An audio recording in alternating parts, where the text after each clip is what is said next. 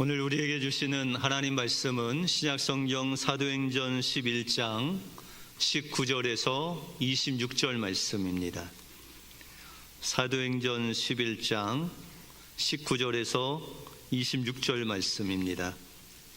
그때 스데반의 일로 일어나 환난으로 말미암아 흩어진 자들이 베니게와 구브로와 안디옥까지 이르러 유대인에게만 말씀을 전하는데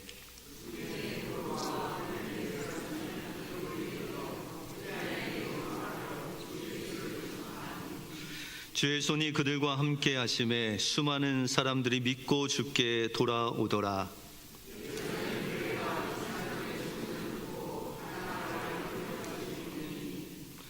그가 이르러 하나님의 은혜를 보고 기뻐하여 모든 사람에게 굳건한 마음으로 주와 함께 머물러 있으라 권하니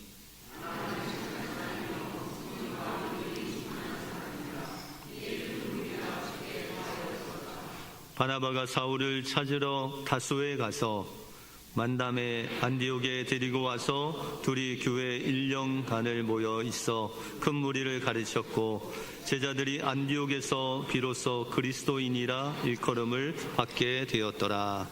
아멘. 주님 찬양하심으로 하나님께서 주시는 복을 누리시는 여러분들 삶이 되시기 바랍니다. 아멘이 벌써 3주 안에 작아지면 안 됩니다. 우리 옆 사람들과 이렇게 인사하겠습니다. 순종하면 복 주십니다. 네. 하나님께서 여러분들에게 맡겨주신 일 충성하면 순종하면 하나님께서 더 큰 것으로 주실 줄 믿습니다. 예.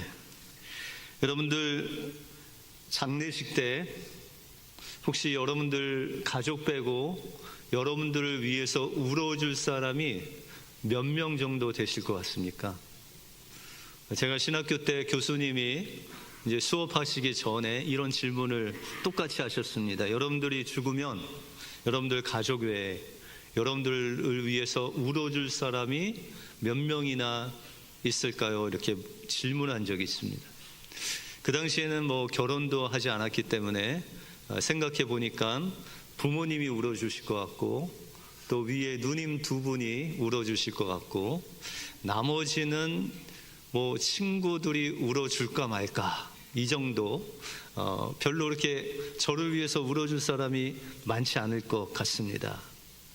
그래서 많은 사람들이 자신의 장례 때 가족 외에 3사람 이상 울어주면 그 인생은 성공한 인생이다. 그렇게 이야기를 합니다. 여러분들 오늘부터 여러분들 위해서 울어줄 그 3사람을 꼭 찾으시기 바랍니다. 예, 아멘 안 하시네요. 예, 나들목교회 김영국 목사님이 한 간증에서 이런 이야기를 했습니다. 그분이 이제 작은 아버님이 계신데 그 작은 아버지의 이제 아들이 없어서 거의 상주 노릇을 했다고 합니다. 그런데 그 작은 아버지는 작은 정부의 공무원으로서 이렇게 한평생 하시다가 갑자기 이제 세상을 떠나시게 됐는데 이제 상주 역할을 하니까 장례식에 오는 분들에게 이제 인사를 하게 됐습니다. 처음에는 이 작은 아버지 친구분들이 막 오시더니 그냥 거의 뭐 통곡 수준으로 울면서 왜 이렇게 빨리 갔냐고 하면서 친구들이 첫 그룹으로 와서 이제 통곡을 하고 울었습니다. 그런데 두 번째는 그가 같이 근무했던 직원들, 부하 직원들이 다 와서 그렇게 눈물을 지으면서 이제 통곡하는 그런 모습을 또 보았습니다. 어떤 아주머니는 아이를 들쳐 안고 지방에서 올라왔는데 알고 보니까 예전에 함께 근무했던 그런 직원이었습니다. 그런데 이제는 다른 곳에 발령이 나서 지방에 있는데 그 작은아버지 돌아가신 그 부고 소식을 듣고 그렇게 아이를 들쳐 업고 와서 눈물 지으며 그렇게 울었다라는 것이죠. 더 놀라운 것은 그 직장 상사가 오더니 조문을 와서 이야기하기를 너무 귀한 분인데 보내게 되었다며 눈물 흘리는 그런 모습을 보았다라는 것이죠. 그래서 보통은 그렇게 가족이나 친지들이 와서 그렇게 우는데 자신의 작은 아버지는 그냥 식구들이 생각할 때 그냥 공무원으로 정직하고 또 정의를 위해서 늘 힘쓰고 그런 정도로 알았는데 이 장례식을 치르다 보니까 이 작은 아버지가 얼마나 많은 사람들에게 영향력을 미치고 또한 감동을 주고 그의 삶 속에서 주님의 사랑을 전달하며 살았는지를 깊이 깨달았다라고 그렇게 간증을 한 적이 있습니다. 여러분들은 이제 주님이 부르실 때 여러분들이 무엇을 남기며 살아갈 수 있을까요? 하나님께서 보시기에 정말 이 인생은 성공한 인생이다. 그런 인생은 어떤 인생일까요? 우리가 눈으로 봤을 때 그냥 작은 일, 그렇게 유명하지 않고 무명으로 살아가지만 하나님께서 우리에게 주신 그 작은 일에 충성하며 순종하며 사는 그 삶이 바로 하나님께서 기뻐하시는 삶이고 칭찬하시는 삶이다라는 것을 기억하시고 하나님께서 여러분들에게 주신 그 삶의 일상에서 하나님께서 여러분들에게 주신 그 말씀에 순종하며 사랑하며 살아가심으로 하나님이 기뻐하시는 성공된 인생을 사시는 여러분들의 삶이 되시길 주님의 이름으로 축원드립니다. 아멘. 오늘 본문을 통해서 진실한 공동체인 교회는 어떤 공동체고 또 진실한 공동체는 우리의 일상에서 어떻게 하나님 앞에서 살아가야 되고 그렇게 하나님 앞에 충성스럽게 살아가는 그들에게 하나님이 주시는 축복이 무엇인지 오늘 본문을 통해서 살펴보겠습니다. 먼저 진실한 공동체는 무명의 사람들의 작은 충성을 통해 만들어진 복음의 공동체입니다. 우리가 성경에 나오는 아름다운 교회, 가장 아름다운 교회 하면 어느 교회가 생각나세요? 여러분들? 예? 고린도 교회? 예. 초대교회라는 생각이 확 들죠. 그러니까 우리가 초대교회 하면은 주로 예루살렘 교회를 생각합니다. 우리가 설교 때도 말씀드렸듯이 예루살렘 교회는 하나님의 가르침을 잘 받아들이고 또한 날마다 성전에서 집에서 떡을 떼며 예배하고 또한 자신의 소유를 팔아서 그 소유를 다른 사람들의 필요에 따라 나눠주는 그런 아름다운 공동체가 바로 예루살렘 교회였다라는 것이죠. 그런데 예루살렘 교회에 단점이 하나 있었습니다. 그것은 바로 예수님께서 명령하신 승천하시기 전에 우리에게 주신 여러분들에게 주신 말씀이 한 구절 있죠. 사도행전 1장 8절에 성령이 임하시면 너희가 권능을 받고 예루살렘과 온 유대와 사마리아와 땅끝까지 이르러 내 증인이 되리라. 이 말씀을 유언과 같이 주셨어요. 근데 예루살렘 교회가 그렇게 하나님의 복음을 전하고 또한 그 돌아온 자들을 통해서 교회가 세워지고 또한 사랑을 나누고 여기까지는 좋았는데 그 하나님의 복음을 이방인들에까지 땅끝까지 전하는 그런 일을 하지 않았다. 언제까지요? 스데반 집사님이 핍박받고 온 지역으로 흩어져서 거의 15년이 지나는 그때까지도 하나님의 복음을 이방인들에게 전하지 않고 유대인들에게 전했다라는 것이죠. 그래서 오늘 본문 19절에 보시면 19절을 한번 읽어보겠습니다. 시작.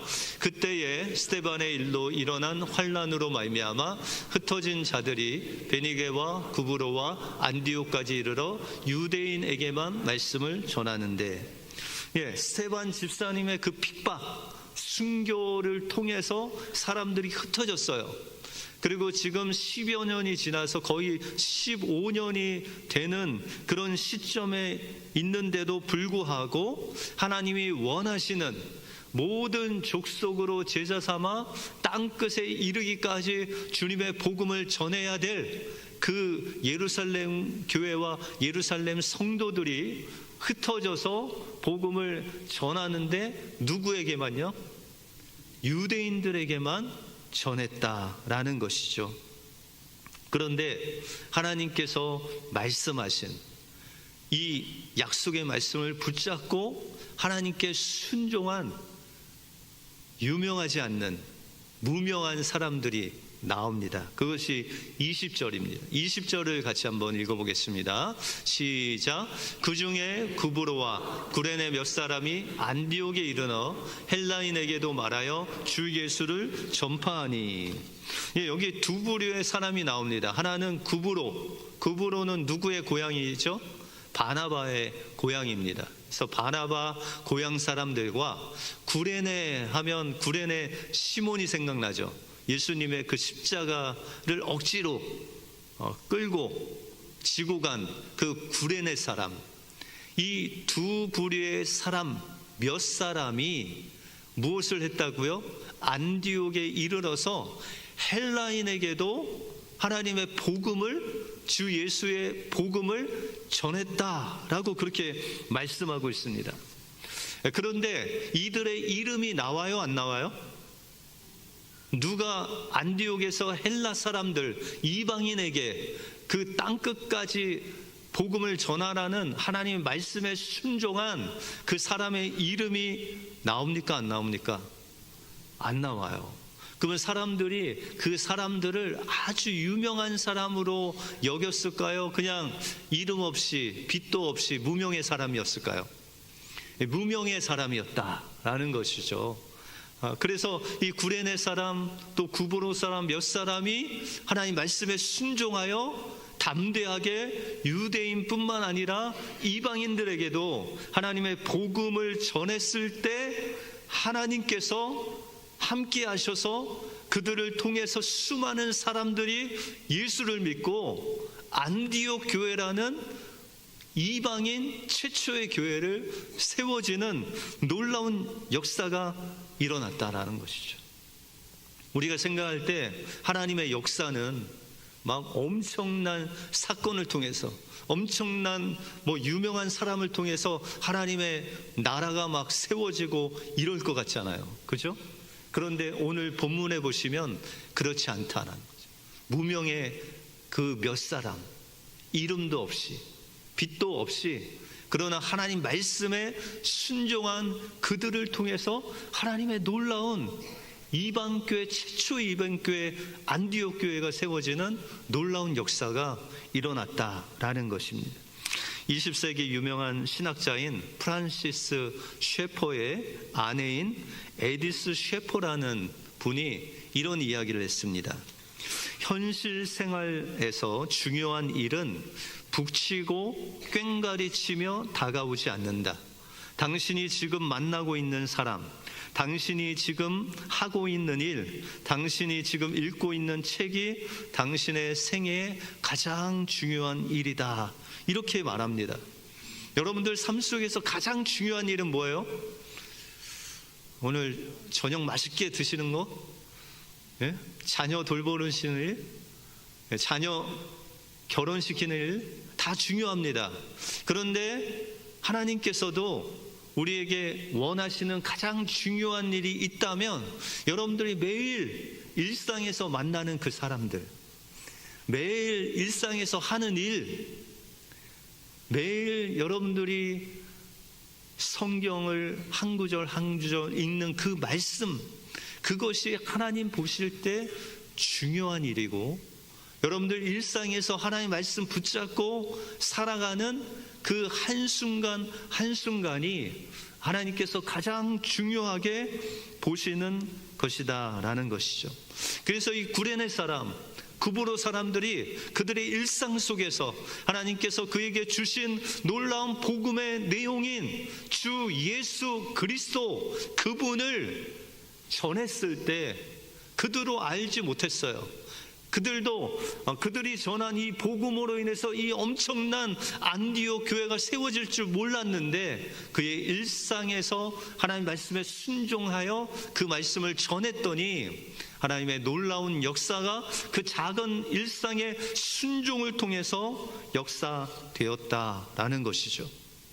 그러면 그들이 전한 복음의 내용이 무엇이었을까요? 20절 하반부에 보시면 그들이 복음을 전한 그 내용, 간단하게 주 예수를 전했다. 여러분들, 복음은 주 예수님, 예수님이 바로 복음이세요.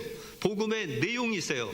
예수 그리스도의 이름이 바로 우리가 전해야 할 복음의 내용이다라는 것이죠. 그래서 사도행전 3장에서도 보면 사도 바울이 그 안진뱅이를 일으킬 때, 내가 당신에게 줄 은과 금은 없지만 내게 있는 나사렛 예수 그리스도 이름으로 명하노니 일어나 걸으라 라고 했을 때 그가 일어나 걷기도 하고 뛰기도 하는 놀라운 하나님의 역사, 복음의 역사가 일어나지 않습니까? 사도행전 4장 12절에도 말씀하시기를 같이 한번 읽어볼까요? 사도행전 4장 12절 말씀 시작. 다른 이로서는 구원을 받을 수 없나니 천하 사람 중에 구원을 받을 만한 다른 이름을 우리에게 주신 일이 없음이라 하였더라. 무슨 이름이요?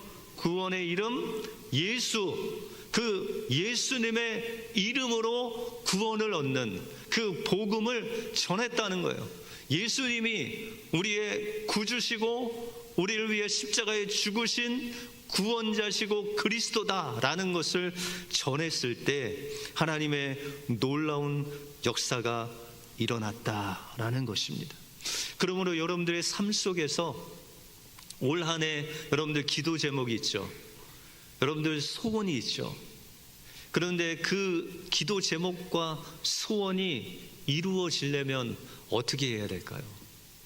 먼저 요한복음에 보시면 우리가 하나님의 뜻대로 구하는 자의 그 기도는 100% 들어준다고 그랬어요.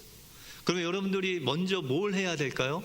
여러분들이 일상 속에서 여러분들 만나는 사람들, 여러분들이 하는 일, 거기에 충성하며 예수 그리스도의 말씀에 순종하는 삶을 살 때 여러분들 삶 속에 올 한 해 기도 제목들, 여러분들의 소원들, 하나님께 구하는 그 기도 제목들이 주님의 뜻 안에서 이루어질 줄 믿습니다. 하나님께서 주신 여러분들의 일상 속에 하나님의 말씀의 작은 일에 또 만나는 사람에게 충성하고 사랑하고 순종하심으로 하나님이 원하시는 진실한 공동체를 세워나가시는 여러분들의 삶이 되시길 주님의 이름으로 축원드립니다.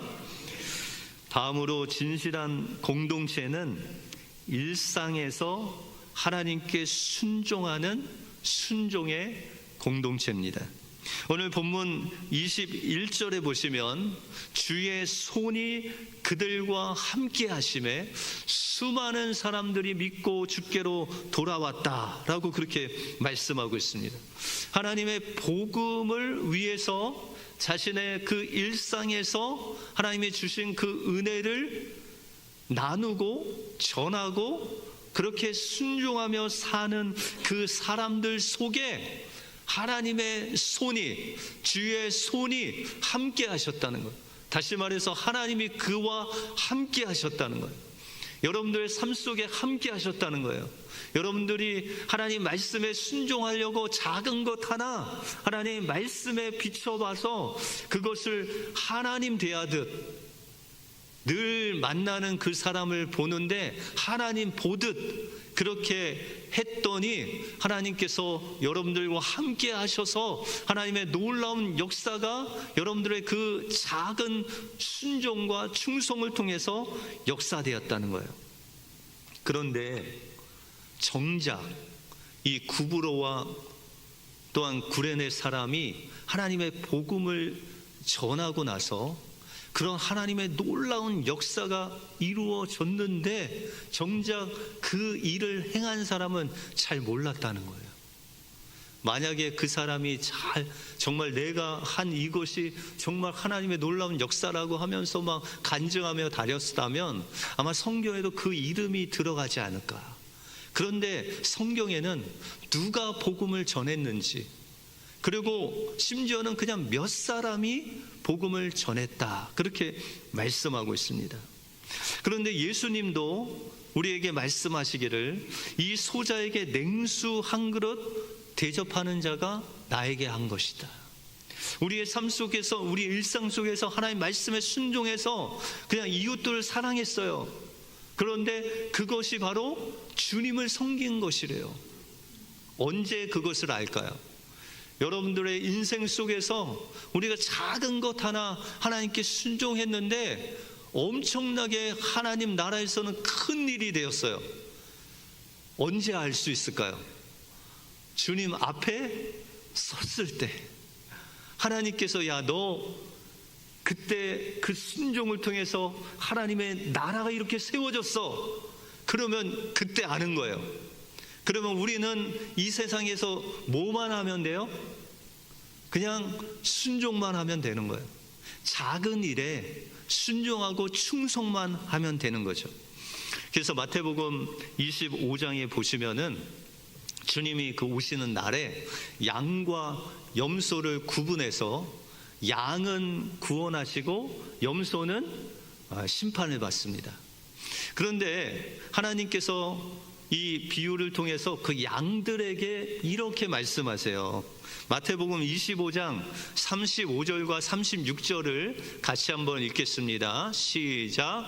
내가 주릴 때에 너희가 먹을 것을 주었고 목마를 때에 마시게 하였고 나그네 되었을 때 영접하였고 헐벗을 때에 옷을 입혔고 병들었을 때에 돌아보았고 옥에 갇혔을 때 와서 보았느니라.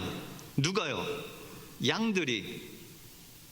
누가 보기에? 하나님께서 보시기에 내가 먹을 것이 없으면 먹을 것도 주고 병들면 수발 들고 감옥에 갇히면 와서 면회도 하고 이랬다.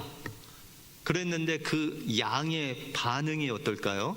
37절을 한번 읽겠습니다. 시작. 이에 의인들이 대답하여 이르되 주여 우리가 어느 때에 주께서 줄이신 것을 보고 음식을 대접하였으며 목마른 쉰 것을 보고 마시게 하였나이까.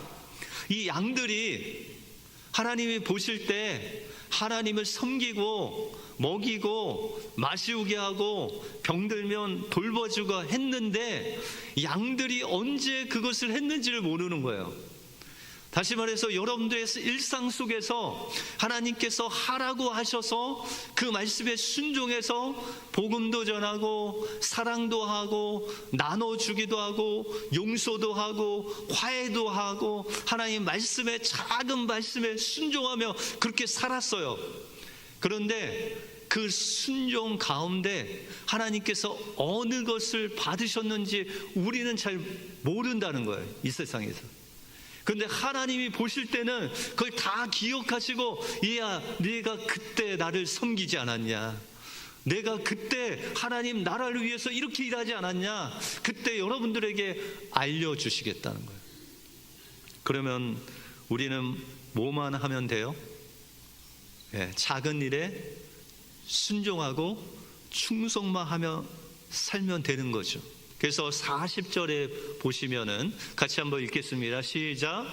임금이 대답하여 이르시되 내가 진실로 너에게 이르노니 너희가 여기 내 형제 중에 지극히 작은 자 하나에게 한 것이 곧 내게 한 것이니라 하시고, 여러분들의 일상 속에서, 여러분들의 직장 속에서, 여러분들의 가정 속에서, 여러분들의 구역과 교회 안에서 그 옆 사람들에게 한 그 작은 선행, 작은 용서, 작은 화해가 야, 그때 너 나를 용서했지 않냐.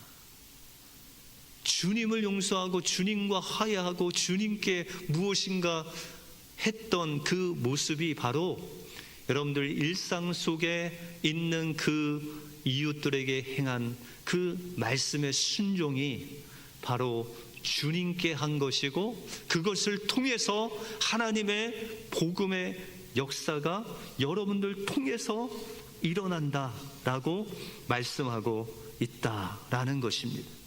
그러므로 여러분들 가족을 위해서 기도하시는, 그들이 돌아오기 위해서 평생 기도하시는 분들 있잖아요. 그죠? 한국에 있는 가족들 위해서, 친지들 위해서, 예수님을 모르는 그 한심령을 위해서 기도하는 그 기도가 땅에 떨어지지 않고 하나님 다 보시고 계신다는 거예요. 근데 하나님께서 어느 순간에 하나님의 때에 하나님의 방법으로 그 놀라운 기도를 들어 응답해 주신다는 것이죠. 어떤 분들은 우리 교회를 위해서 기도하는데 저 도서관을 달라고 기도하시는 분이 있습니다. 근데 어떤 분들은 그 도서관 옆에 있는 요 옆에 있는 건물 있잖아요. 그거를 위해서 계속 기도하신대요.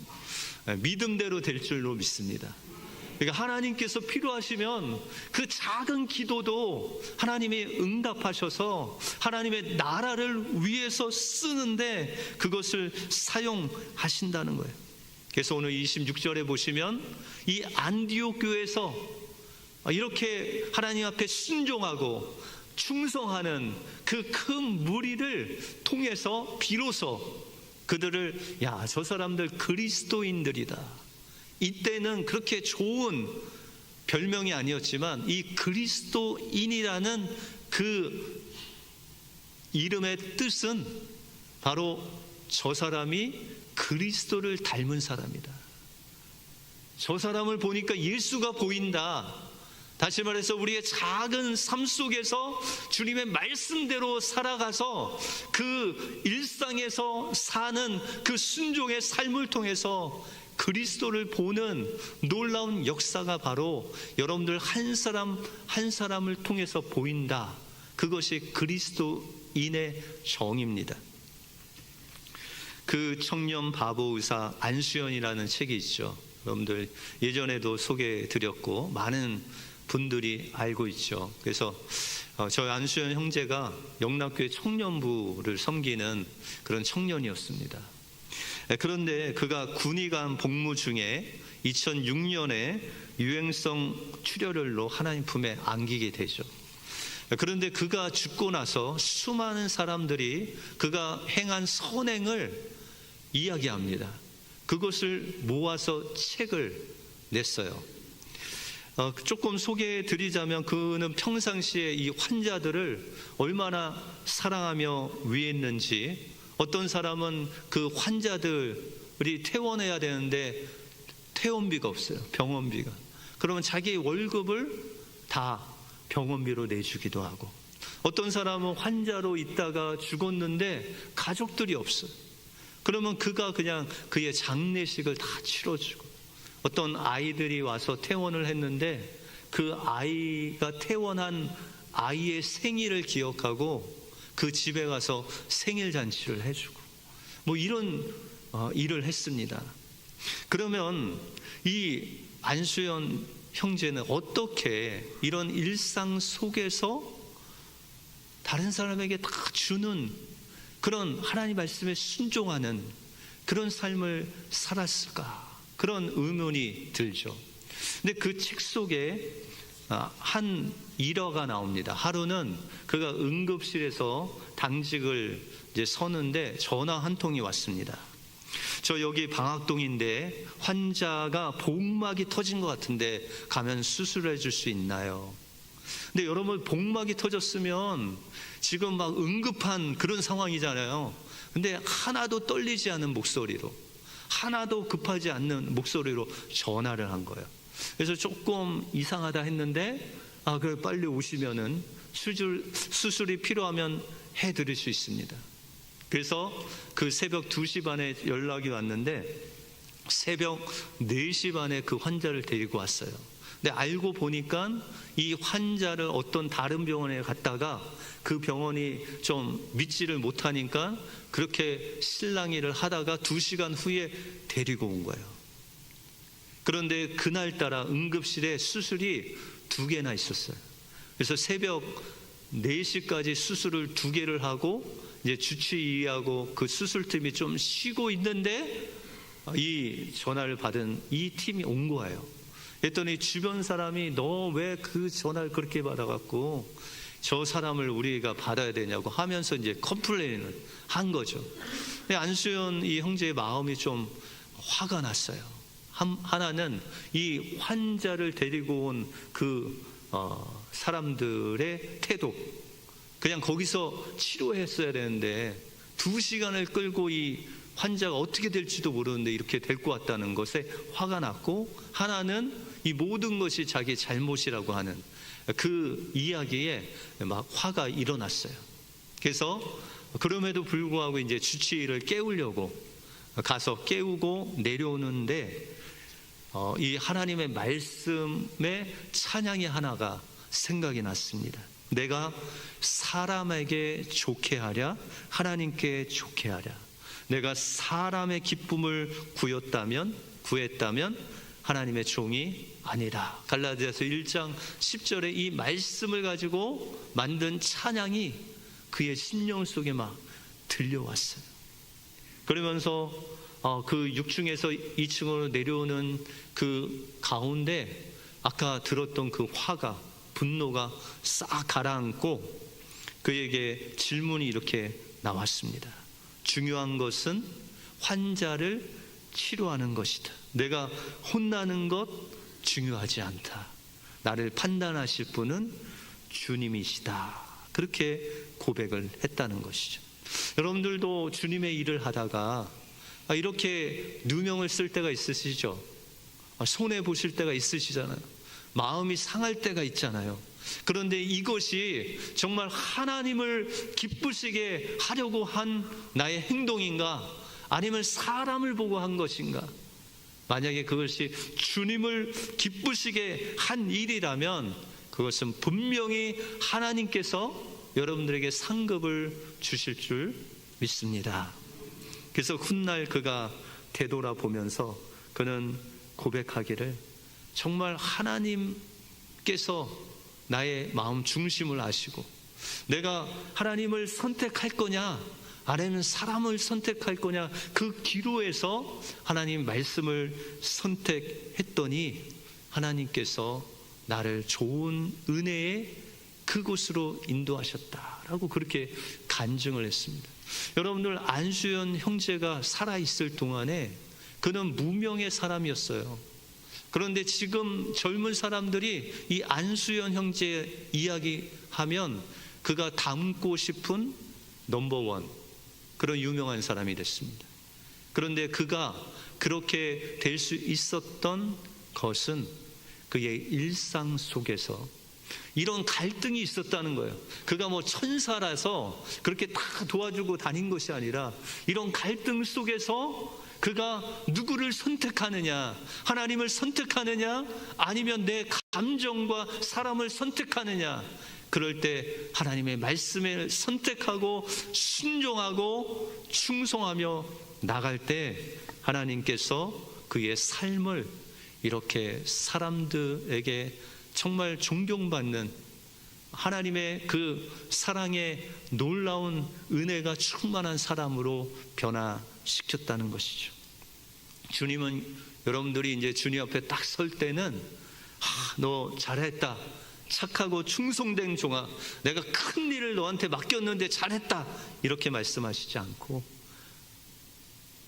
잘했다, 착하고 충성된 종아, 내가 너에게 작은 일을 맡겼는데 충성했구나, 이 큰 기업을 받아라 라고 말씀해 주실 줄 믿습니다. 진실한 공동체는 누가 알아주지 않아도 사랑을 선택하는 공동체입니다. 진실한 공동체는 손해봐도 순종을 택하고 억울해도 하나님의 뜻을 먼저 구하는 사람들로 세워진 것이 바로 진실한 공동체인 교회임을 기억하시고, 하나님 여러분들에게 주신 그 작은 일에 충성하고 순종하심으로 하나님이 기뻐하시는 하나님의 일꾼이 되시는 여러분들의 삶이 되시길 주님의 이름으로 축원드립니다. 기도하겠습니다. 하나님 감사합니다. 오늘 말씀을 통해서 하나님 원하시는 진실한 공동체의 지체의 삶은 바로 우리의 일상에서 하나님께서 우리에게 허락하신 그 일에 충성하고 날마다 하나님 말씀을 붙잡고 순종하는 그 작은 일에 순종하는 자임을 보게 해주심을 감사합니다.